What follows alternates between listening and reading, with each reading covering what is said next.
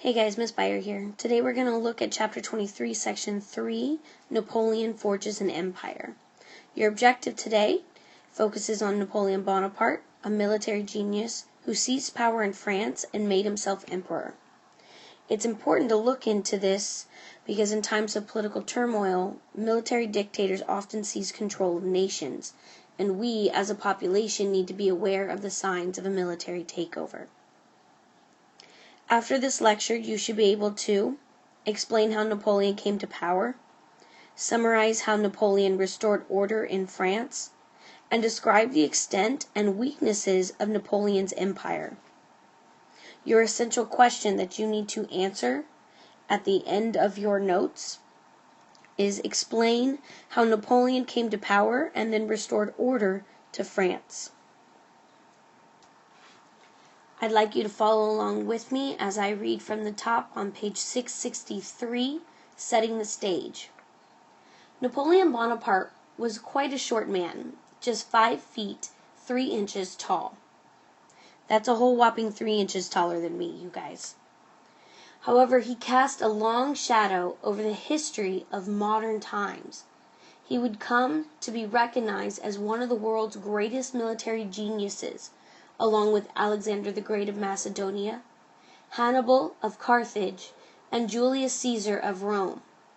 In only 4 years, from 1795 to 1799, Napoleon rose from a relatively obscure position as an officer in the French army to become master of France.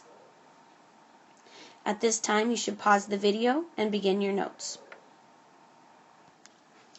Take a look at the picture on the right.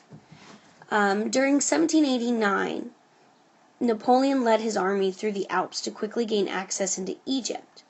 This is a path his enemies never suspected him take, and this act is very similar to when Hannibal crossed the Alps to invade Rome. This is one of the actions that determine his military genius. You may want to pause your notes here. Pause the video here so that you can type your notes and then resume with me on page 663. Our first topic, Napoleon seizes power. Napoleon Bonaparte was born in 1769 on the Mediterranean island of Corsica. When he was 9 years old, his parents sent him to military school.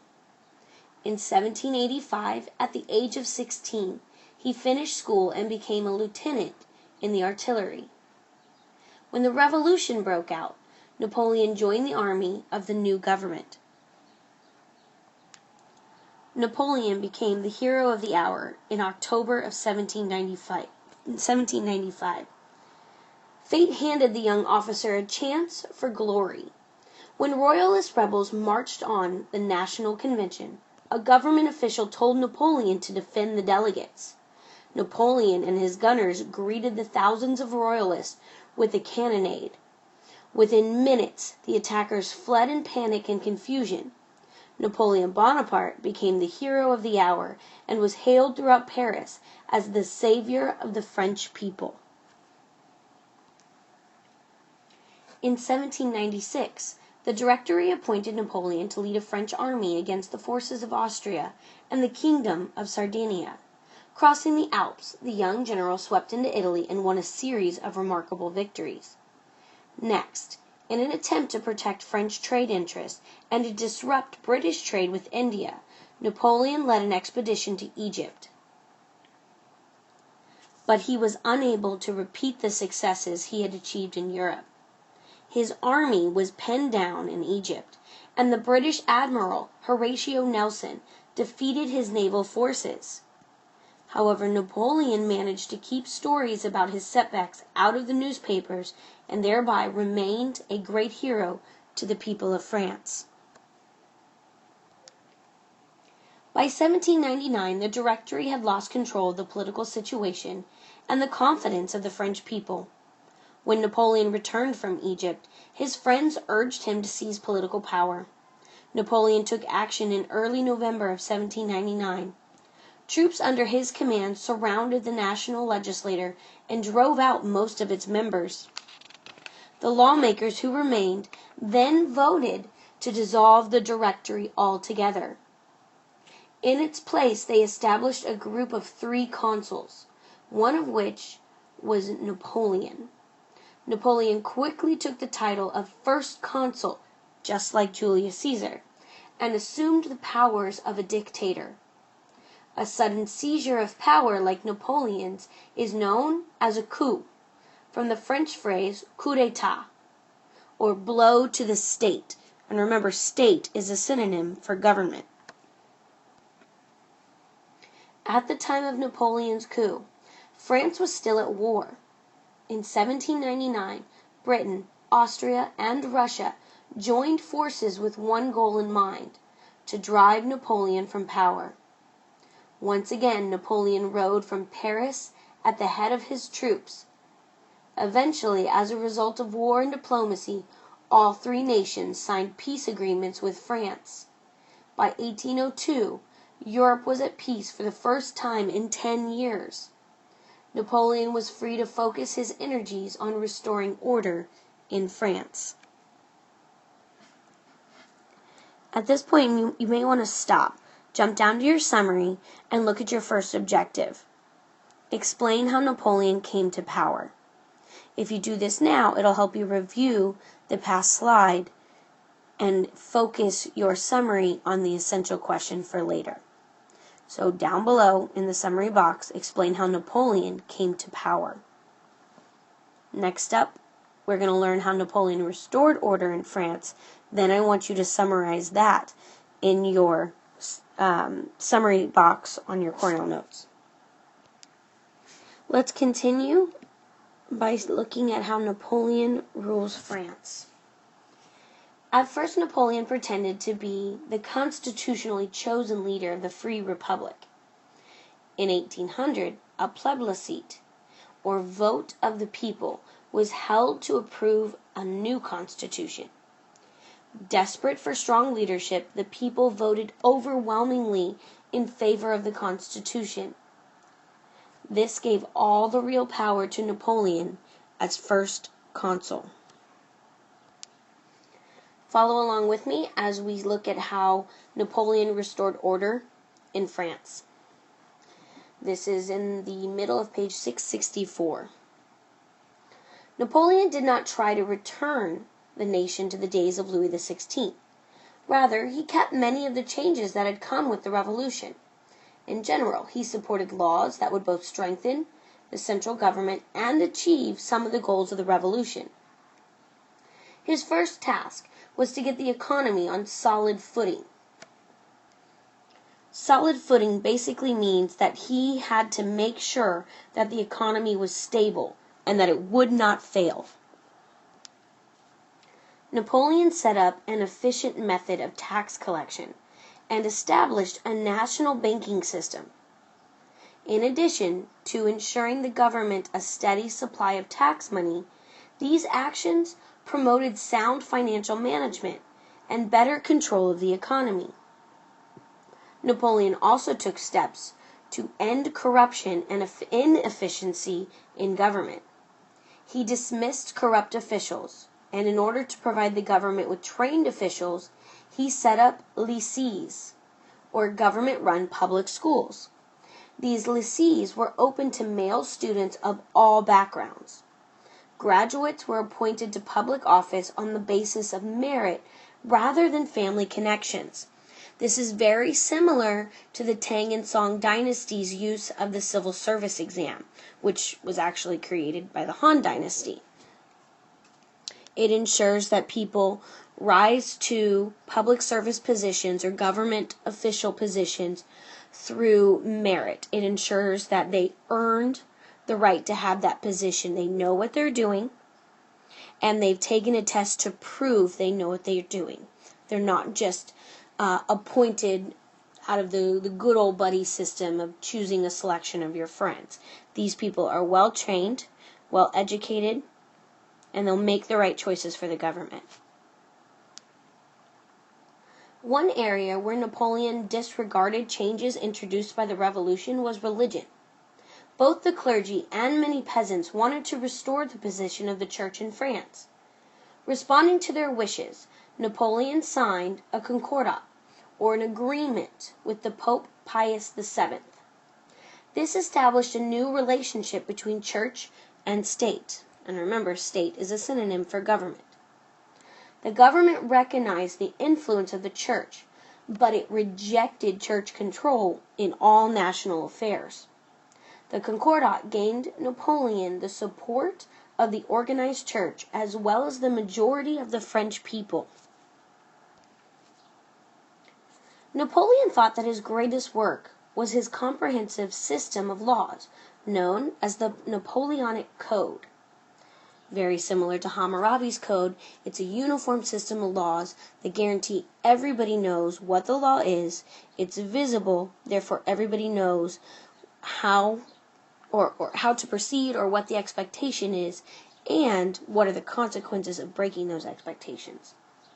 The Napoleonic Code gave the country a uniform set of laws and eliminated many of the injustices set up by the revolutionary government. However, it actually limited liberty and promoted order and authority over individual rights. We often see this when a dictator comes to power. The restriction of liberty and the promotion of order and authority over individual rights. For example, freedom of speech and the press, established during the Revolution, these were restricted under the Napoleonic Code. The code also restored slavery in the French colonies of the Caribbean. Let's move into the coronation ceremony of Napoleon. You can follow along with me on the top of page 665 with Napoleon crowned as emperor.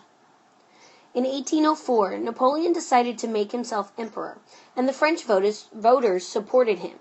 On December 2nd, 1804, dressed in a splendid robe of purple velvet, Napoleon walked down the long aisle of Notre Dame Cathedral in Paris. The Pope waited for him with a glittering crown. As thousands watched, the new emperor took the crown from the Pope and placed it on his own head. With this gesture, Napoleon signaled that he was more powerful than the Church, which had traditionally crowned the rulers of France. At this time, you may want to jump down to your summary and focus on the essential question. You should have already explained how Napoleon came to power. Now I want you to review the past page of Napoleon Rules France and summarize how Napoleon restored order to France. Okay, from here we're going to move on to Napoleon's creation of the French Empire. You can kind of look at this as how Thomas Hobbes says all people are evil and wicked, and just like Thomas Hobbes says, Napoleon falls into that same category. It wasn't enough to be master of France. He wanted to be master and emperor of all of Europe. So let's look into some of the things that he puts in place to create a very large empire. You can follow along with me at the top of page 665 under Napoleon Creates an Empire. Napoleon was not content simply to be master of France. He wanted to control the rest of Europe and to reassert French power in the Americas. He envisioned his Western Empire including Louisiana, Florida, French Guiana, and the French West Indies. Oh, I said Guiana. I meant to say Guinea. He knew that the key to this area was the sugar-producing colony of Saint Domingue, which is now called Haiti, on the island of Hispaniola. As we look into how Napoleon creates his empire, reflect back on Thomas Hobbes' theory about how all people are naturally selfish and wicked, and apply that to the idea that you have just allowed a man to crown himself emperor, master of France, a military genius, a military dictator, in complete 100% control of an entire country whose liberties have been stricken from them. He's going to want to be more than just master of France. So follow along with me at the top of page 665 under Napoleon Creates an Empire. Napoleon was not content simply to be master of France. He wanted to control the rest of Europe and to reassert French power in the Americas. He envisioned his Western Empire including Louisiana, Florida, French Guiana, and the French West Indies. He knew that the key to this area was the sugar-producing colony of Saint Domingue, which is now called Haiti, on the island of Hispaniola. Despite these ambitious goals, Napoleon does lose his American territories. In 1789, when the ideas of the revolution reached the planters of Saint Domingue, which is modern-day Haiti, they demanded that the National Assembly give them the same privileges as the people of France. Eventually, enslaved Africans in the colony demanded their rights too.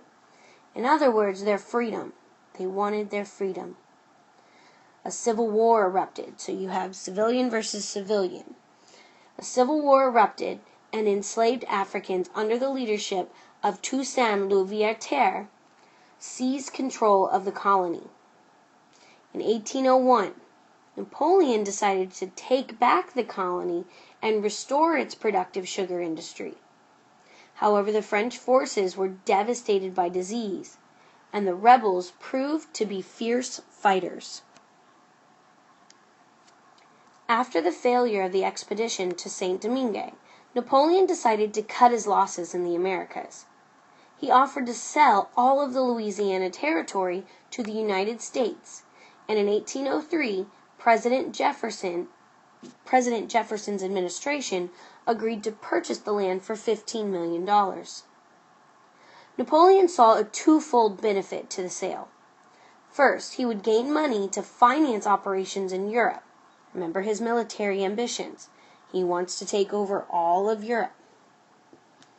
Second, he would punish the British. The sale assures forever the power of the United States, he observed, and I have given England a rival who, sooner or later, will humble her pride. Napoleon Bonaparte. Having abandoned his imperial ambitions in the New World, Napoleon turned his attention to Europe. He had already annexed the Austrian Netherlands and parts of Italy to France, and set up a puppet government in Switzerland. Now he looked to expand his influence further. Fearful of his ambitions, the British persuaded Russia, Austria, and Sweden to join them against France. Napoleon met his challenges with his unusual boldness. In a series of brilliant battles, he crushed the opposition. You can see a map of his battles on page 666 in your textbook or on the PDF file. The commanders of the enemy armies would never predict his next move and often took heavy losses. But after the Battle of Austerlitz in 1805, Napoleon issued a proclamation expressing his pride in his troops. In time, Napoleon's battlefield successes forced the rulers of Austria, Prussia, and Russia to sign peace treaties. These successes also enabled him to build the largest European empire since that of the Romans. France's only major enemy left undefeated was the great naval power of Britain. Let's continue our notes with the Battle of Trafalgar. In his drive for a European empire, Napoleon lost only one major battle, the Battle of Trafalgar. This naval defeat, however, was more important than all of his victories on land. The battle took place in 1805 off the southwest coast of Spain. You can see this on the map that I have on the PowerPoint, plus on page 666, it's the small map on the bottom of the map towards the left side. During this battle, the British commander, Horatio Nelson, was brilliant in warfare at sea, just as brilliant as Napoleon was in warfare by land. In a bold maneuver, he split the larger French fleet, capturing many ships. The destruction of the French fleet had two major results. First, it ensured the supremacy of the British Navy for the next 100 years. Second, it forced Napoleon to give up his plans of invading Britain. He had to look for another way to control his powerful enemy across the English Channel. Eventually, Napoleon's extravagant efforts to crush Britain would lead to his own undoing. During the first decade of the 1800s, Napoleon's victories had given him mastery over most of Europe. By 1812, the only areas of Europe free from Napoleon's control were Britain, Portugal, Sweden, and the Ottoman Empire. In addition to the lands of the French Empire, Napoleon also controlled numerous supposedly independent countries.